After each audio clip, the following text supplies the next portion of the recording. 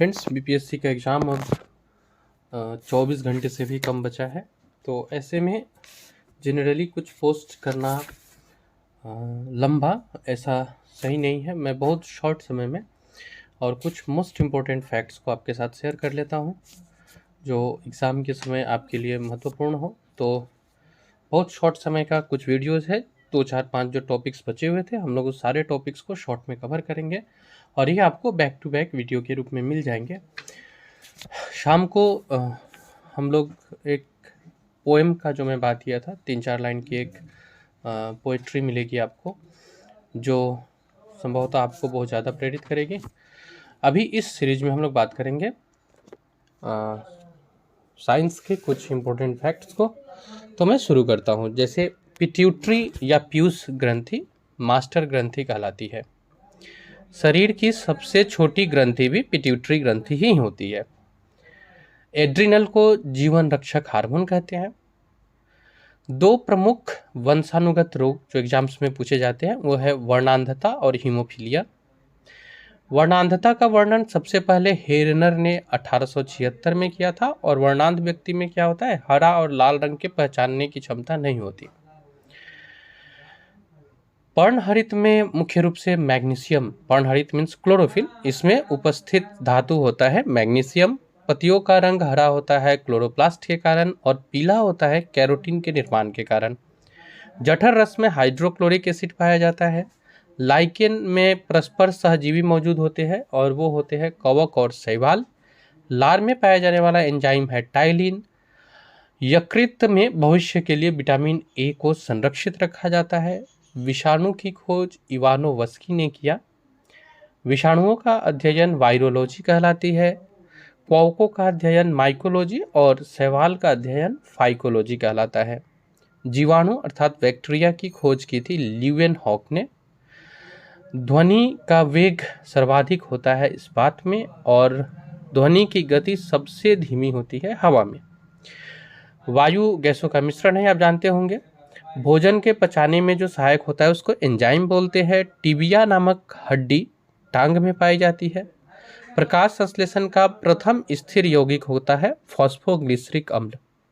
दलहन के जड़ में राइजोबियम पाया जाता है। पौधे नाइट्रोजन ग्रहण करते हैं नाइट्रेट से।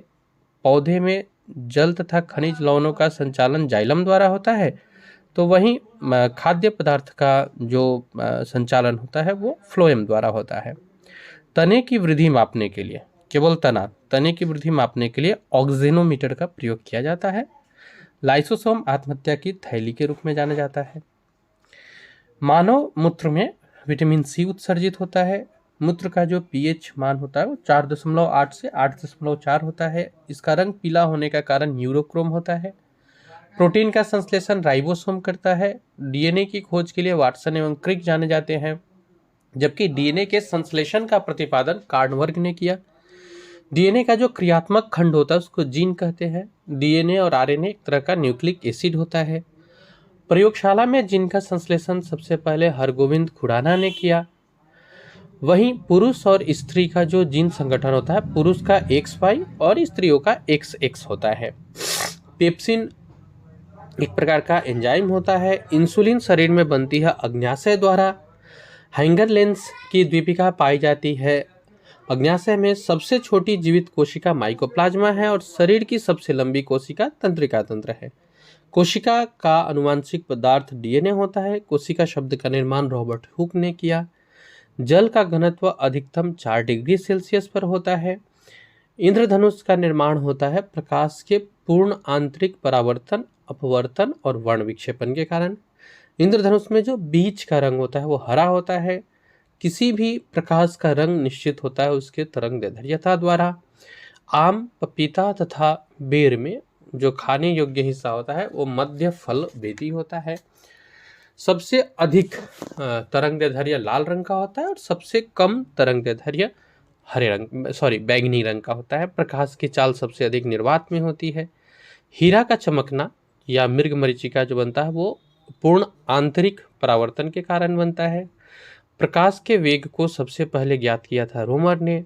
निकट दृष्टि दोष को मायोपिया कहते हैं और इसे दूर करने के लिए अवतल लेंस का प्रयोग किया जाता है। रॉकेट की जो गति होता है वो संवेग संरक्षण के आधार पर होता है। प्रोटॉन की खोज रदरफोर्ड ने की, न्यूट्रॉन की खोज जेम्स चैडविक ने की और इलेक्ट्रॉन की खोज जे थॉम्सन ने की। आधुनिक जो आवर्त नियम है इसका प्रतिपादन न्यूलैंड ने किया था। नॉन स्टिकी बर्तन जो होते हैं, नहीं चिपकने वाले, ये टेफ्लॉन के बने होते हैं। पटाखों में हरा रंग होने का कारण बेरियम होता है। खनिज एवं अयस्कों से धातु प्राप्त करने की विधि को धातु कर्म कहते हैं। हाइड्रोजन भविष्य का ईंधन कहलाता है। नोबल गैस हीलियम है। सबसे हल्की धातु लिथियम है और सबसे भारी धातु ओस्मियम है, जबकि सबसे कठोर धातु प्लेटिनम आता है और सबसे कठोर पदार्थ की बात की जाए तो वो हीरा होता है। सर्वाधिक प्रत्यास्थ धातु स्टील है। अश्रु गैस क्लोरोएसिटोफिनन होता है। हंसाने वाली गैस नाइट्रस ऑक्साइड होती है। जल की अस्थायी कठोरता का कारण होता है कैल्शियम एवं मैग्नीशियम के बायोकार्बोनेट का घुला होना। जल का सबसे शुद्ध रूप वर्षा का रूप होता है। भारी जल यानी कि D2O का अणुभार 20 होता है। कृत्रिम वर्षा के लिए सिल्वर आयोडाइड को प्रयोग में लाते हैं। लोहे के पिटवा लोहा का जो रूप होता है इसमें कार्बन की मात्रा न्यूनतम होती है। जल की अस्थायी और अस्थायी कठोरता दूर करना है तो जल में सोडियम कार्बोनेट मिलाते हैं। मार्स गैस मीथेन गैस को कहते हैं। लौह यानी आयरन की मात्रा सर्वाधिक पालक के पत्तों में होती है, हरे सब्जियों में होती है। लोहे को जंग से बचाने के लिए जो प्रक्रिया है उसमें जिंक की परत चढ़ाई जाती है और इसे गैल्वेनाइजेशन कहते हैं। विद्युत और उष्मा का सबसे अच्छा सुचालक चांदी होता है। 18 कैरेट सोना जो होता है इसमें शुद्ध सोना 75% होता है। पायराइट्स बेवकूफ़ों का सोना कहलाता है। पायराइट्स जो है इसको बेवकूफ़ों का सोना कहते हैं। सोडा वाटर विलयन गैस द्रव्य का होता है और H2SO4 को अम्लों का राजा कहा जाता है। साइंस की कड़ी में इतना ही रखते हैं, बाकी आप रिवीजन किए होंगे अपने नोट्स से तो ये सारे क्वेश्चंस आपको आराम से याद हो गए होंगे।